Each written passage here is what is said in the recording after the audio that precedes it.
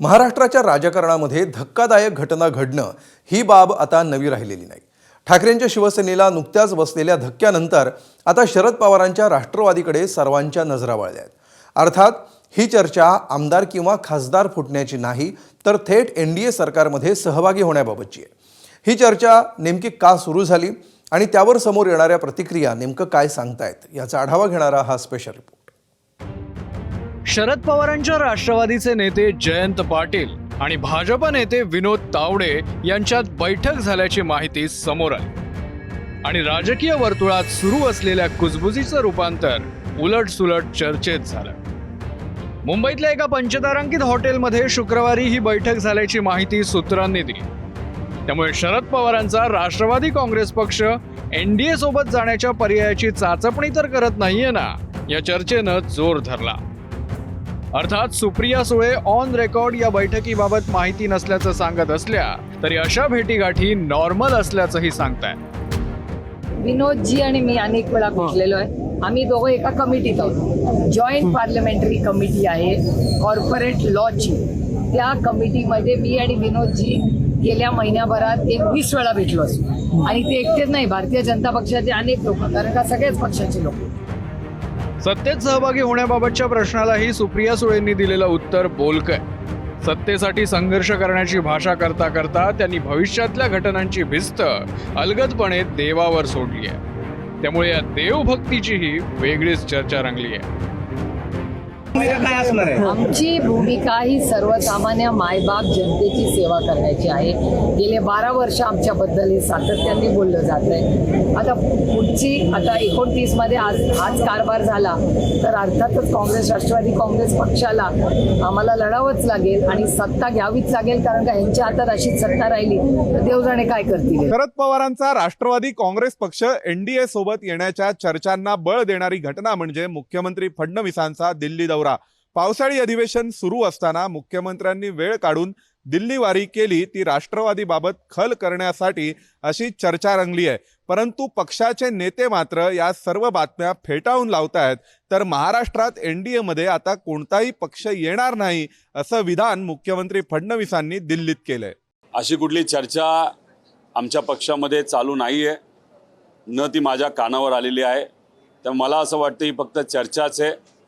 त्यामुळे या चर्चेवर लक्ष न देता आज कुठं ना कुठंतरी आमच्या पक्षाकडनं युवांचे, विद्यार्थ्यांचे, शेतकऱ्यांचे, कष्टकऱ्यांचे, सामान्य लोकांचे प्रश्न जे मांडले जातात त्याच्यावर कुठेतरी लक्ष दिलं पाहिजे आणि सरकारला विनंती आहे की आम्ही जे मुद्दे मांडतो त्याला कुठं ना कुठेतरी न्याय मिळाला पाहिजे। शरद पवारांचा पक्ष एनडीए सोबत येण्याच्या चर्चेबाबत बोलताना राष्ट्रवादी काँग्रेसनं कडवटपणा टाळला जाईल याची खातरजमा केली आहे।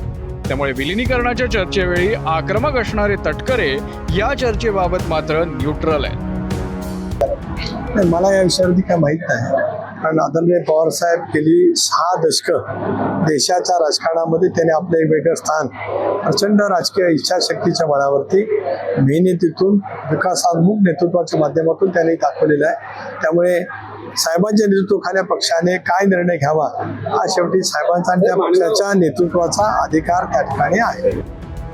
तर कृषी मंत्री दत्ता भरणेंनी जयंत पाटील आणि विनोद तावडेंच्या मैत्रीचा दाखला देत राजकीय जवळीकीबाबत मात्र अनभिज्ञता दाखवली आहे। आता या बाबतीमध्ये मला काहीच कल्पना नाही आहे। विनोद तावडे साहेब हे खूप सिनियर नेते आहेत, जयंत पाटील साहेब सुद्धा खूप सिनियर नेते आहेत। शेवटी हे दोन्ही सिनियर नेते आणि खूप दिवस दोघांनी एकत्र काम दोघांनी एकत्र केलेलं आहे। कदाचित दोघं एकत्रित काम केलं असल्यामुळे त्यांची एक मैत्रीचं नातं, त्यांचं पक्षविरहित मैत्रीचं नातं आहे, त्यामुळे ते कदाचित भेटले असावेत। ठाकरेंची शिवसेना आणि शरद पवारांची राष्ट्रवादी हे महाराष्ट्रातले 2 प्रमुख पक्ष। त्यापैकी शिवसेनेचे 6 खासदार आणि 1 आमदार गळाला लावण्यात महायुतीला अलीकडेच यश आलं, पण आपला एकही आमदार फुटणार नाही असा विश्वास शरद पवारांनी व्यक्त केला होता। शरद पवारांचा हा कॉन्फिडन्स एनडीए सोबत जाण्याच्या शक्यतेतून तर आला नाही ना, अशीही चर्चा राजकीय वर्तुळात सुरू झाली आहे। शिवसेनेचे आमदार आता फुटलेले आहेत, राष्ट्रवादीचे आमदार देखील संपर्कात अशी मोठ्या प्रमाणात गेले त्याच्याला काय अडचण नाही, आमचा एक राहणार नाही। महाराष्ट्रातनं एनडीएमध्ये कुठला नवीन पक्ष येणार नाही। आता जे पक्ष आहेत तेच पक्ष राहतील, कुठलाही नवीन पक्ष आत्ता NDAमध्ये येण्याची आमची कुठलीही चर्चा नाही. पण सोबतचे लोक सोडून जाऊ नये म्हणून अशा स्वरूपाच्या बातम्या पेरल्या जात आहेत का? आम्ही सोबतच्या कोणालाही तोडण्याचा प्रयत्न करत नाही. जे त्यांच्यासोबत आहेत म्हणजे शरद पवार साहेबांच्या पक्षात जे खासदार आणि आमदार आहेत यांना कोणालाही तोडण्याचा आमचा प्रयत्न नाही. राजकीय वर्तुळात सुरू असलेल्या या चर्चेची काँग्रेसनं 2 पर्यायात विभागणी केली आहे आणि विचार निवडायचा की सत्ता याचं उत्तर ठरवण्याचा सल्ला शरद पवारांच्या राष्ट्रवादीला दिलाय. चर्चा सुरू आहे एवढं मात्र नक्की आहे. आता त्यांना कोणता रस्ता सोयीस्कर असतो, वैचारिक की सत्तेचा? सत्ता हवी आहे की पुरोगामी महाराष्ट्राचं पुरोगामित्व सांभाळून छत्रपती शिवरायांच्या, बाबासाहेब परमपूज्य डॉक्टर बाबासाहेब आंबेडकर, छत्रपती शाहू महाराज, महात्मा ज्योतिराव फुले, आई सावित्रीबाई फुले यांच्या विचारांच्यावर विश्वास ठेवायचा आहे की धन आणि संपत्ती आणि सत्ता, मंत्री यावर विश्वास ठेवून काम करायचं आहे? आमच्या पक्षवाढीसाठी जो कोणी नवीन येत असतील तर त्यांना सोबत घेऊन पुढे जायचा आमचा नक्की विचार.